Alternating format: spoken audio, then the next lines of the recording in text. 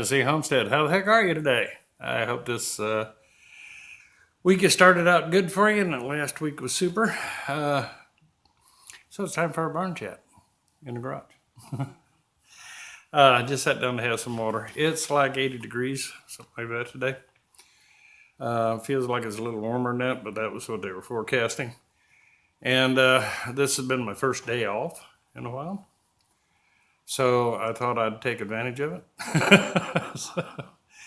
And try to get some videos done. I've finished that video on a barbed wire. I got to get that edited up and so forth, and thought I'd answer a few questions that I'd had from coming in on some of the comments and emails. And I thought I would get some of that out of the way today. Okay. And plus, I'm sitting here having a big old glass of ice water. Good stuff. So, let us begin. First thing, I see the kids are still out there protesting. The little snowflakes are at it. Man, you know, really, that's being stirred up by a much higher powers than they're aware of. And these kids better wake up. They're playing the part of the useful idiot. And it appears that you've got some people out there trying to really get a revolution started. And that would not be a good thing, okay? Win or lose for these kids. Because being useful idiots, history has shown that most revolutions, the powers that be, whenever they come into power, realize that these useful idiots, entertainers, college professors, college kids, aren't going to have the utopia that they're being told they will.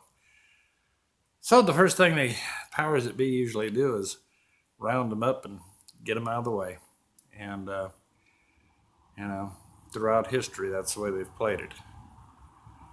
So even if they win or lose, and there's a very good likelihood they're just going to lose. And at that point, they're probably going to also lose their lives.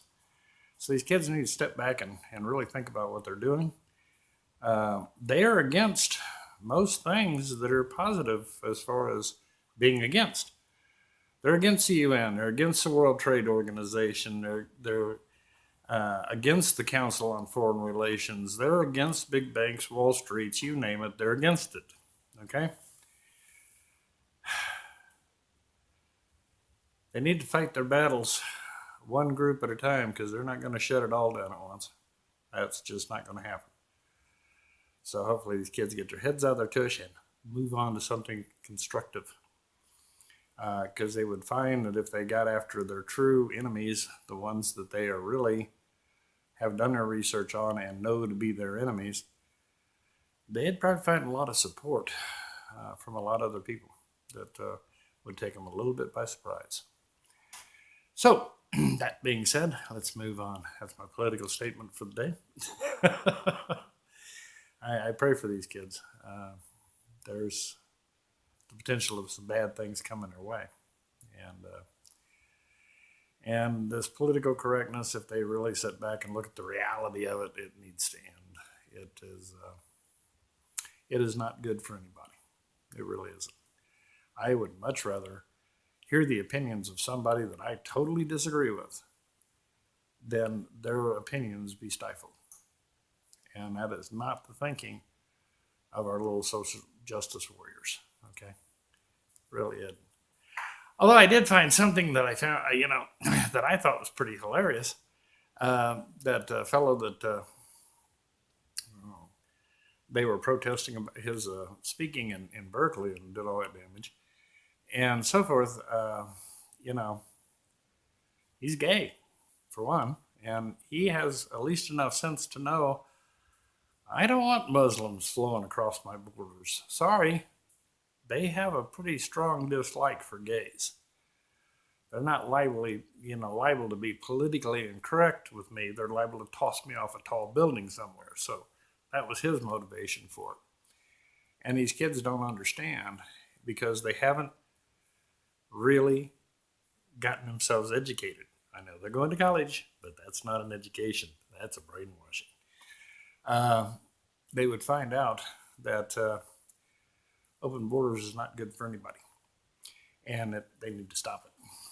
And no, it's not picking on anyone. If you're in the country illegal, if you snuck across that border without the proper going through the proper channels, you're not an immigrant. You're an illegal alien, and you need to go home. Okay, take your kids and get on about your business. So these children need to wake up. Okay, on to farm things. We have had terrible weather. We have went from a day and a half ago, we were in the 20s and rain and sleet and you name it to 80 degrees. Mother Nature around here is just scratching her head like, what do you want me to do with this? Fruit trees, I can pretty much tell you, I'll be, if I see an apple out there on an apple tree, I'll be doing handsprings because I doubt very seriously we get anything off of fruit trees again this year because of these crazy weather. It looks as if going to have to go into, freeze mode with, covering these things with tarps and putting a heat source under it to protect it because this is like 2 years in a row now that's for fruit. Not good. But needless to say, the blackberries seem to love it. They go crazy. So at least we got some kind of fruit. Let's see. Oh, yeah. I had some questions about cows and things of this nature. If you're thinking about doing and raising some beef cattle, you got the grass and the pasture to do it, now's the time to buy. I think the market is about bottomed out. I can't see it going much lower. And you can pick up really cheap cows, mixed breeds, things of this nature, or you can get some good beef cows still at very reasonable prices. I've seen the latest auction prices, weaned steers going for about $450, $500. That is the normal price for cattle. Okay, that's the norm. That's the overall average. You have these little ups and downs, or in this case, a few years back, way up and way down. But yeah, we're back down to normal cattle prices. So take it from there, And yeah, you can make some money. Put a few steers out there, let them fatten up, and by the time they're about 18 months old, put them back on the market, and you're going to pick up money. That's simple. That's simple. So is there money to be made in livestock right now? Yeah. Now, goats, that's a whole different animal. I just said that. Don't really believe I just said that. Yes, of course, goats are a different animal. Wow. The goat market is a whole different animal from the cattle market. Let's put it that way. And I'm not sure what it's doing. It's just all over the place. First there was a shortage, now there's a surplus, and the prices are just, it's like a roller coaster. So goats are a little different. The breeding stock holds stable. Okay. If you've got registered boars and things of this nature, you're going to do all right with those. These other ones are kind of jumping around all over the place. Okay. So, yeah. So that's something to keep in mind. And of course, all the stores are having chick days. And I always get a kick out of it because most of the folks who really know chickens go, I don't want one of those little fuzzy things. They're cute, but I'm not looking to be entertained. I'm looking at how much that energy that heat lamp generates and the hassle and the feed and so forth. Most folks are looking right now, okay, for chickens that are about 6 months old, somewhere along in there. People that want production chickens. You'll find if they're not breeding them themselves and they're not buying the chicks. Okay. As hard as they'd like to convince you. People just starting out are. They'll go out and buy 50, 60, 70 baby chicks, throw them in a brooder, half of them end up dead. Worst case scenario. But yeah, and it's a lot of power consumption, a lot of headache. It's just like, okay, let me go buy a chicken that is feathered out, mature, throw them out there, let them free range and come into the coop at night You know, it's not as much of a hassle, and time is precious, as I'm finding out today. Okay, I have been running all day long trying to get stuff done, and it is uh, been in high speed mode, and so you know, time becomes precious to you in a homestead. So keep that in mind when you're thinking baby chicks, all right, or incubating, and things of this nature. It gets a little tough.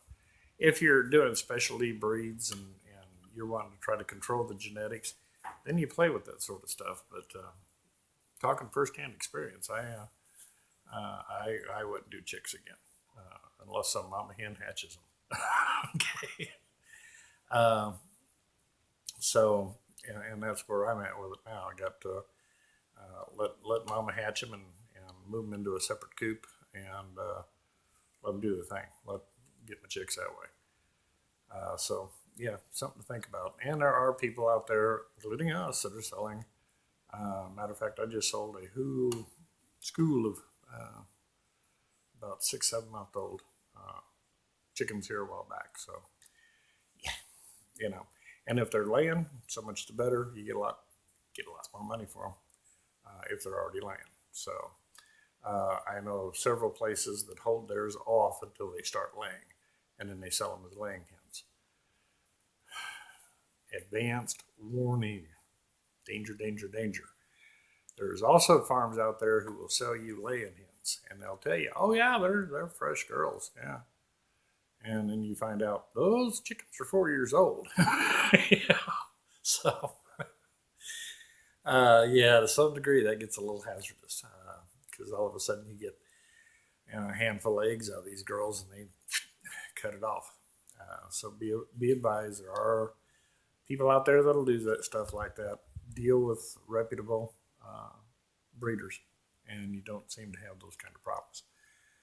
Plus, they are so intermixing uh, chickens, and I blame the hatcheries for it because the hatcheries don't want to spend the money on people who are actually trained and can semi do a decent job sexing chickens. Instead, they're crossbreeding all this sex link nonsense into these birds, and they're really messing up the breeds. Seriously, to get a purebred chicken anymore is getting to be tough. Okay, because they're like Murray had a problem with their Americanas. They weren't Americanas, and people were getting very upset because they were sold to them as Americanas. And when they went out to the shows with them, the judges goes, "What's that?" So, not Americana. It's an Easter egg, or something of this nature. Or we're not sure exactly what that is. So be advised, be careful.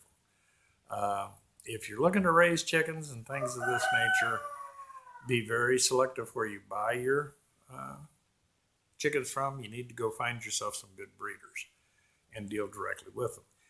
One, if they don't have the particular bird that you're looking for, they can probably point you in the right direction to get one from a reputable dealer. But, you know, I've had people try to sell me black sex links as Australorps. And you look at them and go, "No, it's not." Yeah, it's a black chicken, but look at the wing. So be advised. Okay, use care and caution. Educate yourself. And if that chicken doesn't look like it's supposed to look, know that it's probably crossbred with something. And, and I got a lot of barnyard chickens, that you have. I mean, you have 2, 3 roosters out there running around, and you've got all the hens out there, and it's like they're no respecter of breed, kid. As long as it's a chicken, they're on it. So you're liable to end up with a little anything. So, um, you know, if you're looking to get a breeding stock going, you need to set up breeder pens to where you can keep the hens you want bred with the rooster you want bred, and then capture those eggs. And if you want to turn them out to free range after you got your collection of eggs to incubate, that's cool. That's what I do. We'll let them out for a while. But when you get into the cycle of I'm breeding chickens now, you want to isolate them off into your breeding sections, usually 3 hens with a rooster, sometimes 4 hens with a rooster, depending on how aggressive the rooster is. If you see him start being hard on the girls, find yourself another girl you wouldn't mind him bred with and put her in there. The more girls settles the old boy down. Okay, take some of the wind out of his sails. All right, so keep that in mind.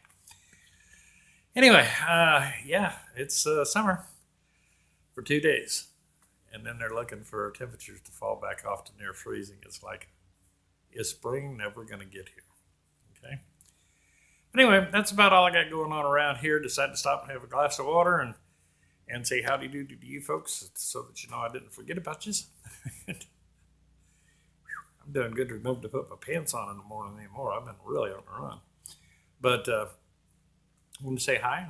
And there's some of you folks out there that we've been private messaging back and forth. And you know who I'm talking to when I say good luck on that piece of land. I hope it was everything you were hoping for. And yeah, you get a hold of that, I'll have to make a run up there and take a look at it for you, just to see. But I think what I saw of it, I think it looks pretty good. Anyway, so you folks have a great day and a wonderful week. And like I always warn you, come hunt you down if you're having a bad week. Unless the water main breaks or some stupid thing like that. No. I'll give you that. Okay. Keep smiling, folks. Keep pressing on. Homesteading is not easy, but it's also a great way to live. And you folks keep after your dreams. Don't give up. Don't stop. All right. We love you and appreciate you. And I hope you're having just a terrific time. We'll talk at you later.